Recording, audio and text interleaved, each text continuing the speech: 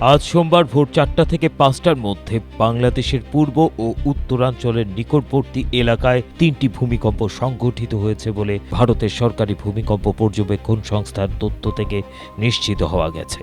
বাংলাদেশের সময় ভোর 4:12 ভারতের মণিপুর রাজ্যে একটি 3.5 মাত্রার ভূমিকম্প আঘাত হানে। ভূমিকম্পটির উপকেন্দ্র ছিল ভূপৃষ্ঠ থেকে 59 কিলোমিটার গভীরে।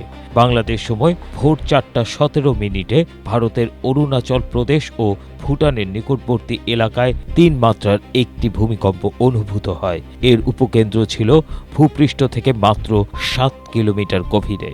বাংলাদেশ সময় ভোর 5:05 বাংলাদেশের সুনামগঞ্জ জেলার উত্তরে ভারতের মেঘালয় রাজ্যে 2.9 মাত্রার একটি ভূমিকম্প সংঘটিত হয়।